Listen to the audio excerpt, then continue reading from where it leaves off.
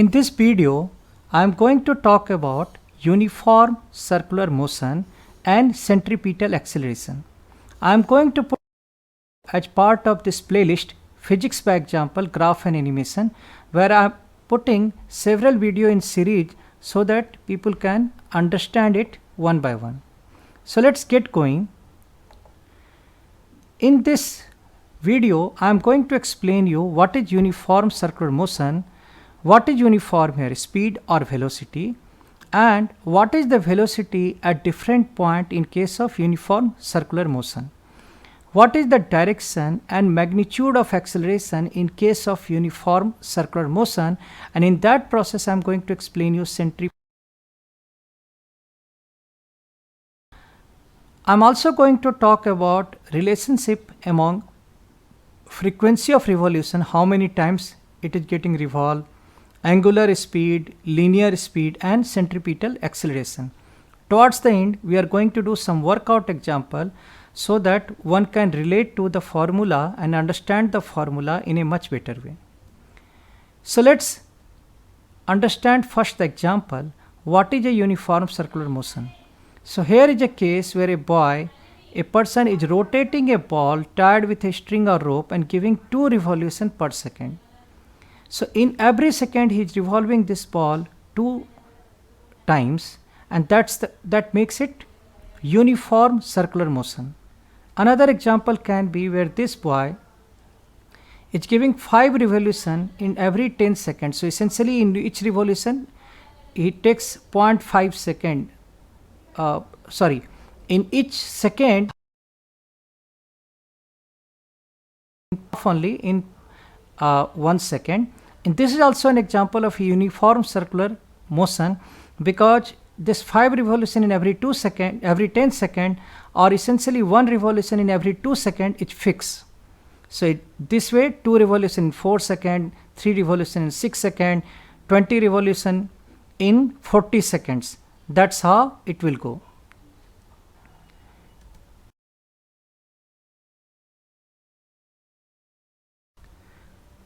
If this rope is 3 meter, then this ball is rotating like this ball is getting revolved like this. In this case, the ball circle, the circumference is given by 2 pi r. Periphery is given by 2 pi r. So this ball is actually traveling a distance of 2 pi r. And because this is doing 2 revolutions every second, it is actually moving 2 into 2 pi r in 1 second, and that's the speed of the ball. Now what you need to understand, this is uniform. That case, this is 2 into 2 pi r. This speed is uniform at any given point, and even after probably a minute or two, this is uniform. But what is not uniform here is the direction. So essentially speed is uniform, magnitude is uniform, but not the direction. So how the direction is changing? When the ball is here, the direction is this side. When the ball is here, direction is this side. What does it mean when I am saying direction is this side? It means the velocity at any given point, the way I am saying, is along the tangent. So here if the ball is here, if this is the direction of the tangent, this is along the tangent and towards the direction in which it is moving, in the direction of motion. So if the wheel is getting revolved like this, the velocity is in this direction. If the ball is getting revolved like this, the velocity is in this direction. So every point the velocity is in the direction of tangent towards the direction of motion. But once again, what does it mean? It means if at all by any reason this rope breaks, or the person holding the rope releases, this ball will move in this direction. Very much like this. If this breaks, the ball will move like this. Similarly, if here the ball breaks at this point, when the ball is at this point in the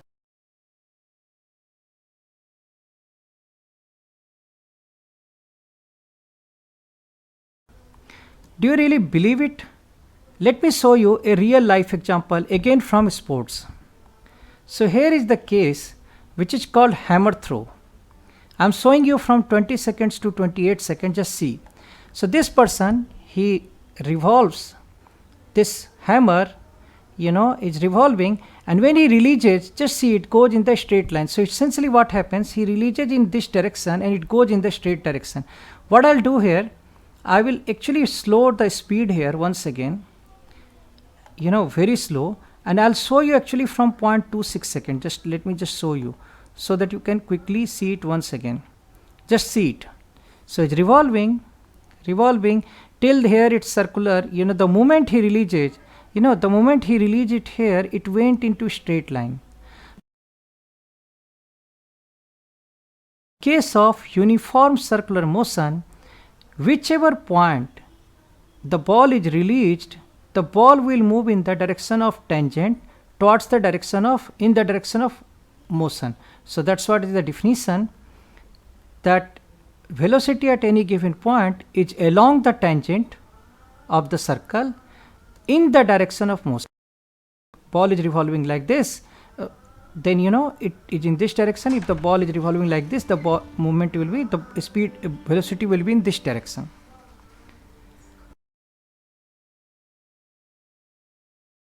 What is the velocity? Now let's understand what is the acceleration here. So here we are going to understand the centripetal acceleration. We are going to understand centripetal force and acceleration from basics. So first of all, understand how the velocity is changing. So we know by now for sure that at this point the velocity is given by this green line, and at this point the velocity is given by this blue line. So how the velocity, let's first of all understand the direction of change. So here is this particular line. This is the direction of this particular velocity. Has changed.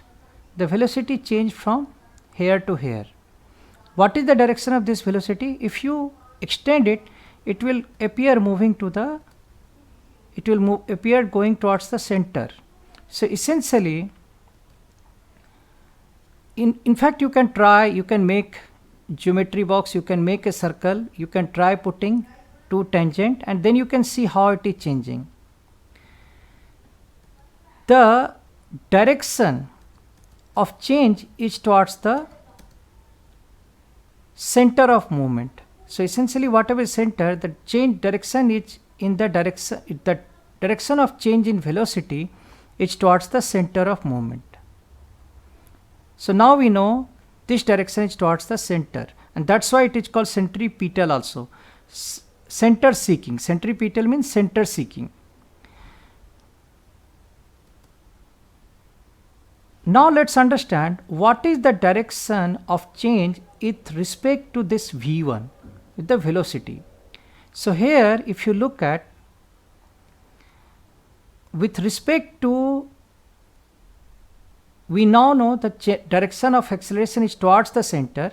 Now let's understand what is the direction with respect to this velocity, this v vector. So for a change, let's call it, if this is angle theta, what you need to understand that angle between this v and v1 and v2 will also be theta. Why it is so? What you need to understand, this v1 is in the tangent direction, which is the perpendicular of this, and then again this is in the tangent direction, which is perpendicular to this. So if the angle between these two positions are theta, the angle between v1 and v2 is also going to be theta. Now the question is, what is the angle with respect to v1? Let's call this angle alpha. If this angle is alpha, what you need to understand, the other angle is also alpha. Why? Because what you need to understand, these two are equal sides. So because these are equal sides, these two angles are also going to be the same. Now make a note, alpha plus theta has to be equal to 180. These are angles of a triangle. So essentially in that case 2 alpha plus theta equal to 180, or alpha equal to 90 minus theta by 2. So you can understand this angle, the change with respect to velocity vector is in the direction of 90 minus theta by 2. So direction is towards the center and direction from velocity vector theta by 2. Now let's understand what does it mean more carefully.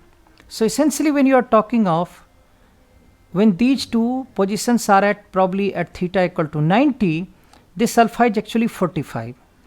Because this is 90, then this is 45 plus 45 will make it 180. Let's see a table to understand how the alpha will be with respect to different theta. So when theta is 90, alpha is 45. When theta is 30, when this theta is 30, these alpha will actually be 75. Why? Because 75 plus 75 will make it 150 plus 30 will make it 180. What if the angle is even smaller, something like this, where this is very small. When it is 10, these angles will actually be the angle here alpha. This will be like, these two lines, coming very close to each other. So this angle actually will be 85. Why? Because 85 plus 85 will make it plus 10 will make it 180. When it is 1 degree, which I can't show you because this will actually make it looks like a straight line only, this angle of acceleration will be actually 89.5. When it is 0.01, it will be 89.9. What you need to understand, as we are talking of a smaller angle, a shorter duration, the direction of acceleration is towards the center and going towards the 90 degree from the angle of the velocity.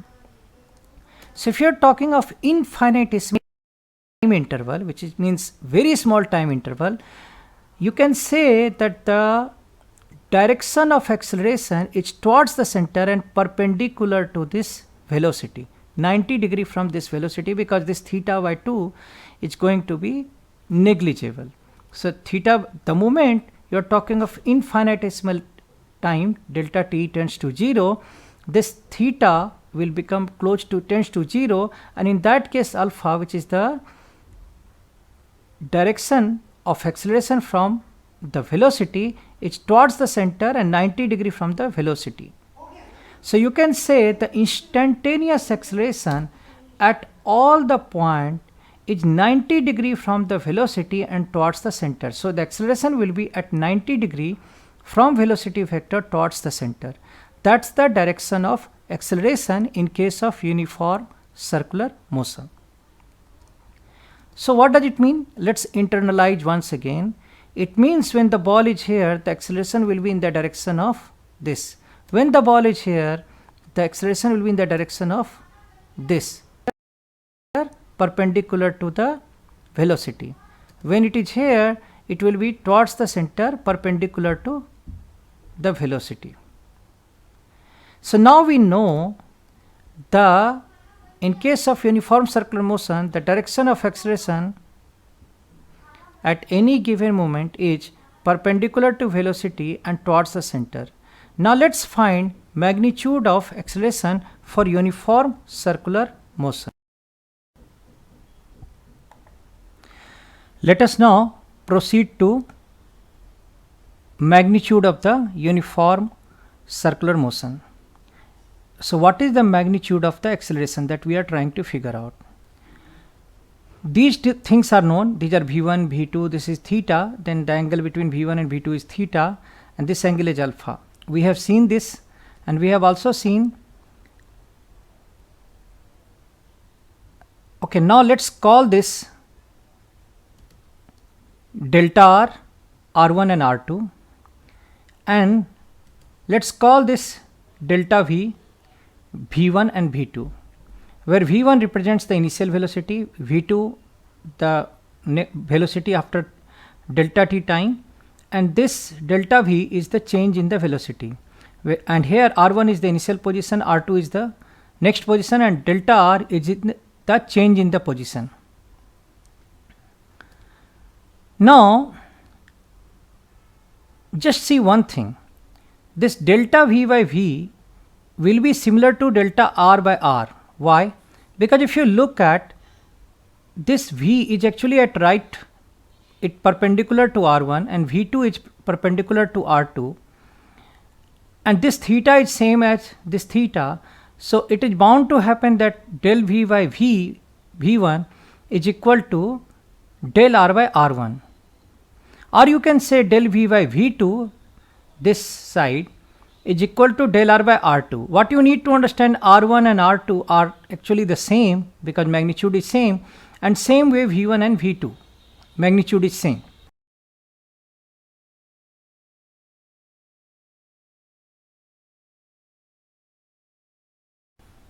Or you can say del v, which is change in velocity, magnitude of change in velocity, equal to v into delta r by r. Now what is acceleration? By formula, acceleration is delta v by delta t, change in velocity in change in time, and that's what gives you acceleration. Now let's replace delta v of this value in this equation. So what we are going to do, we are going to put v into del r by r into this equation, and that's what will give us acceleration. So magnitude of acceleration del v by del t, we are replacing v into delta r by r into this equation, and 1 by delta t is this, the other portion. You can easily write this as v by r into del r by del t, right? Now look at this carefully. This is r1, this is r2, this line is actually del r. But what is del r? If you are talking of very infinitesimal time span, then in delta t time, this will actually be v into delta t. Why? Because in delta t, this is as good as a straight line, and because the velocity is v, in delta t time it will move by v into delta t distance.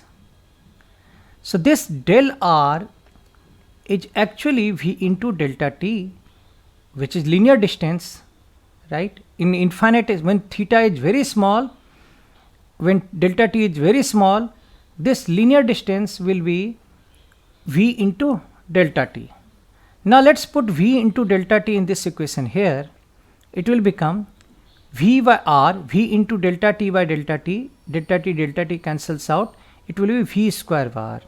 And that's what is the magnitude of the magnitude of the acceleration in case of uniform circular motion. So what you need to understand, in case of uniform circular motion, the speed is same but velocity is changing, and that velocity is changing because of the acceleration v square by r. Now can we represent this uniform acceleration in case of angular speed also? So let's understand what is angular speed and all those things. So what is angular speed? Angle with which line joining center to object moves per second. So essentially, in this case, a person holding a ball tied with a ring or string or rope giving 2 revolutions every second is making actually 4 pi, right? 2 pi in one revolution, second pi in the other revolution. In 1 second, it is making 2 pi angle. So angle with which the line joining center to object moves per second is 4 pi. In one revolution 1 pi, second revolution 2 pi. That's what is the angular speed, right? 2 into 2 pi per second, that's the angular speed. Now let's understand one more thing. If somebody asks you what is the linear speed? So linear speed, if you think of the periphery, is actually 2 pi r, and because it's doing 2 revolutions, so essentially 2 pi r into 2 is giving you the linear speed. If you think of this angular speed into r, this 4 pi is here also, into r is giving you the linear speed. Let's extend it, make it more generic. So if the angular speed is given by, then the linear speed will be given by this particular equation. And the centripetal acceleration, which is v square by r, you replace v by this particular point, it is giving you this part of the equation. Now let's make it more simpler. What is angular speed and frequency of revolution? Frequency of revolution is how many times it is revolving per second. So if the object makes 5 revolutions per second, then the frequency is 5, and the angular speed will be 5 into 2 pi, because in each revolution it's making 2 pi angle. So angular speed is number of frequency, which is like number of revolution, which is frequency into 2 pi. That's what is angular speed. And in this equation, if you put this frequency into 2 pi, you will get this part of the equation. Here, if you think of, you are representing angular centripetal acceleration in terms of frequency of rotation. In the earlier equation here, you are representing it in the terms of what is the angle it is making with into r. Here it is in terms of frequency of revolution. Let's solve some problem, because that will give us a even better understanding of the whole concept. So in this case, where the person holding a ball tied with 3 meter rope and giving 2 revolutions per second, what is the linear speed here? So linear speed, if you think of, it's in one revolution it will make 2 pi r, 2 into 3.141592 into 3, this much distance into 2, because it's making 2 revolutions per second. That's what will be the linear speed. What will be the angular speed? Because in one revolution it will make 2 pi, because it's doing 2 revolutions per second, it will be 4 pi. Angular speed equal to, it will be 2 into 2 pi. In one revolution it will make 1 pi, so in 2 revolution it will make 2 into 2 pi. Just give me a second here.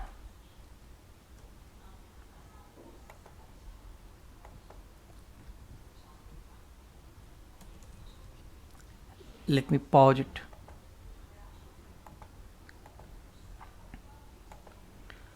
What is the frequency here? The frequency here is 2, because it's making 2 revolutions per second. What is the centripetal acceleration? It is v square by r, 2 into 2 into 3.14 into 3. That's what is your v. V square by r will give you this part. Or even if you apply another formula, 4 into pi square into number of frequency square into r, it's going to give you very much the same thing. With that, I hope it is pretty clear to you that how to calculate centripetal acceleration. Now let's understand one more point. Let's say a car which is taking turn with a speed of 30 kilometer and another car which is taking a turn with a speed of 60 kilometer. What is the difference between, what is the relationship between centripetal acceleration in both the case? Obviously you are assuming the same road and everything same, so r and everything remains same. Centripetal acceleration is given by v square by r. Here if you look at, in the first case the v is 30 into convert whatever, it will give probably 3z. Z is representing this whole stuff, and 600 is 6z, you can say. When you put this into this formula, this r and r will get cancelled. It will be 6 into z whole square by 3 into z whole square. Essentially it is as good as 36 by 9 4 times. So now look at one thing. When the speed is just double, the acceleration is actually 4 times, not just twice. because of this square factor. I hope you are pretty clear with centripetal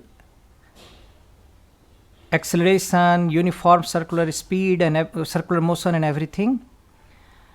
Please subscribe to this channel, hit like button if you have liked it, and feel free to leave honest comment which will help me to create more videos. Thank you so much for watching.